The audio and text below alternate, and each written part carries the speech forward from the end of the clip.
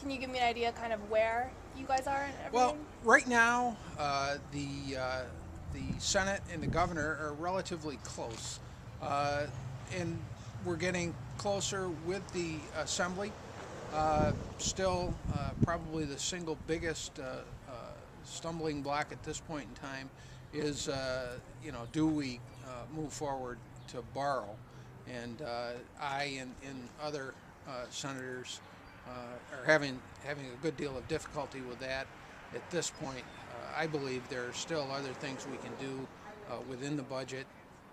Some of the things that I've proposed, selling of the peakers, perhaps not putting in the proposed data center, which is a $100 million project. I think there are other things that we could look at before we consider things like borrowing. But this week we are having an energy committee meeting, and on that committee I've got my bill, which is the Power for Jobs bill. Power for Jobs is a program that's set to expire May 15th. My hope was to have that legislation in Article 7 language in the budget, but if indeed the budget isn't passed by May 15th, that's a real hard deadline. There's upwards of 250,000 jobs connected to Power for Jobs, and if we can't get it in the Article 7 language in the budget, I'd like to see it done as a standalone bill, and that's one of the things I'll be working on this week. Are you where you thought the Senate would be on the budget and getting it to balance?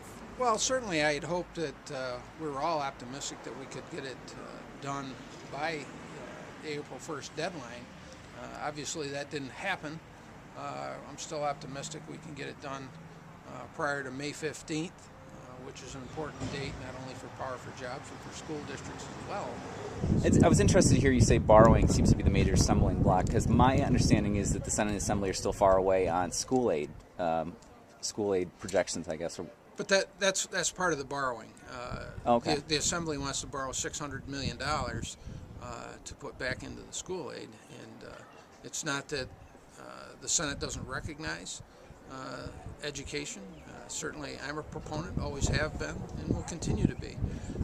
But by the same token, we need to work within the constraints of the money that we have, and should we be borrowing for that? Right. Only to find out next year that we have to borrow yet again, and with the Ravage plan, we'd be borrowing $2 billion a year every year for the next 3 years, stretching that out, paying that back over 13 years to the tune of about $720 million debt service every year for the next 10 years after the last borrowing.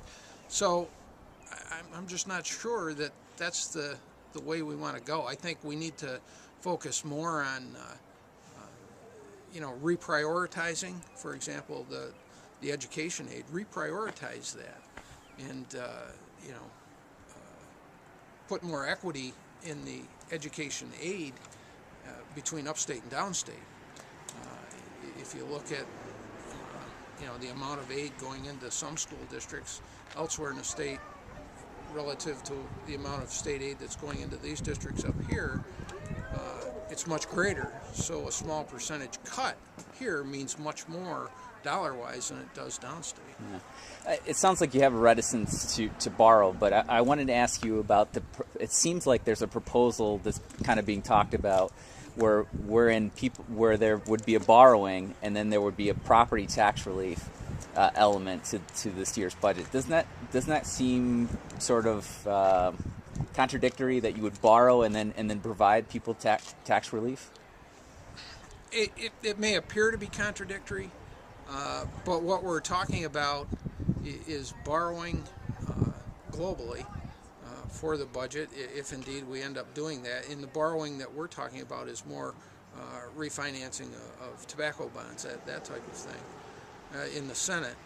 And if we were to give tax relief, which I am supportive of, in particular to seniors and people on fixed incomes, that helps keep seniors and others in their homes, where they really want and need to be, rather than being elsewhere, on public assistance or institutionalized in some other fashion, which is much more expensive.